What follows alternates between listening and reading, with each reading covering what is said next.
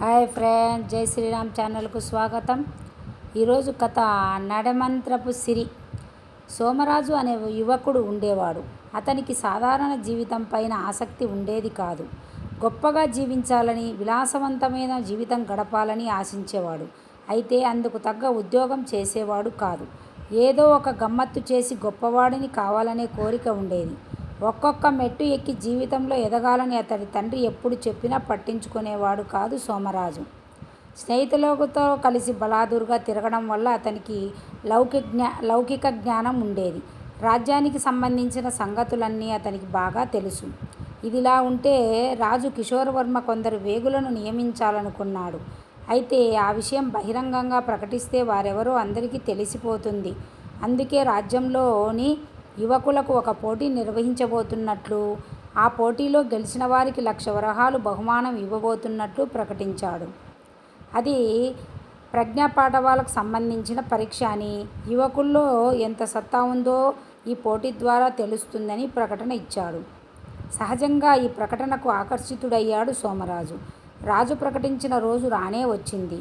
అనుకున్నట్టుగానే ఆ పరీక్షలో అందరికన్నా ఎక్కువ ప్రతిభ చూపి సోమరాజు విజేతగా నిలిచాడు. ముందుగా ప్రకటించినట్లు అతనికి 1,00,000 వరహాలు బహుమానంగా అందించాడు కిషోరవర్మ. దానిని అందుకొని ఆనందంగా ఇంటికి బయలుదేరబోతుండగా అధికారులు సోమరాజును పిలిచి ఈ పోటీ తాము ఎందుకు నిర్వహించాల్సి వచ్చిందో చెప్పి రాజ్యానికి వేగుగా పనిచేయమని కోరారు. అయితే సోమరాజు అందుకు ఒప్పుకోలేదు. ఉద్యోగం చేయడం తనకు నచ్చదని పని అని చెప్పి ఇంటికి వచ్చాడు. 1,00,000 వరహాలు లభించడంతో సోమరాజు ఆనందానికి అవధులు లేకుండా పోయింది.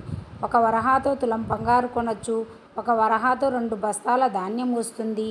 ఇలాంటిది 1,00,000 వరహాలు ఉంటే జీవితాంతం కాలు మీద కాలు వేసుకుని హాయిగా బతకవచ్చు. ఇదే విషయం ఇంటిల్లపాదికి చెప్పి సంతోషిస్తూ ఇక మనం హాయిగా బతకొచ్చు అంటూ తండ్రిని చేస్తున్న వృత్తిని మానేయమన్నాడు. నడమంత్రపు సిరి నరం మీద పుండు మనిషిని కుదురుగా నిలబడనీయవు, కాబట్టి జాగ్రత్తగా ఉండు అని కొడుక్కు సలహా ఇచ్చాడు తండ్రి. సోమరాజు అదేమీ పట్టించుకోలేదు. భారీగా ధనం లభించడంతో సరదాలన్నీ ఒక్కొక్కటి తీర్చుకోవడం మొదలుపెట్టాడు. ఇంట్లో తన భార్య, తల్లి కోరడంతో వారికి కొంత మొత్తం వెచ్చించి బంగారు నగలు చేయించాడు. అతని దగ్గర ధనం ఉందని తెలియడంతో కొత్త పాత స్నేహితులే కాక ముక్కు ముఖం తెలియని వాళ్ళు కూడా చుట్టూ చేరారు. వారి పొగడ్తల కోసం విచ్చలవిడిగా ఖర్చు పెట్టడం మొదలుపెట్టాడు సోమరాజు.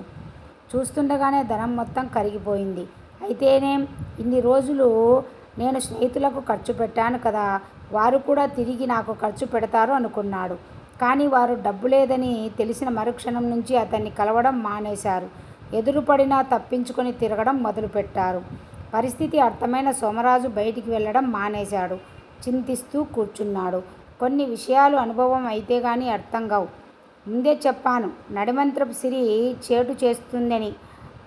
ఇప్పటికైనా మించిపోయింది లేదు.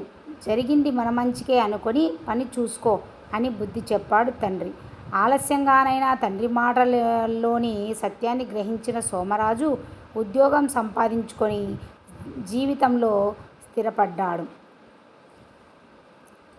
నీతి: మన సొంత కాళ్ళపైన నిజాయితీగా బతకడమే మనిషికి గౌరవం. Please subscribe.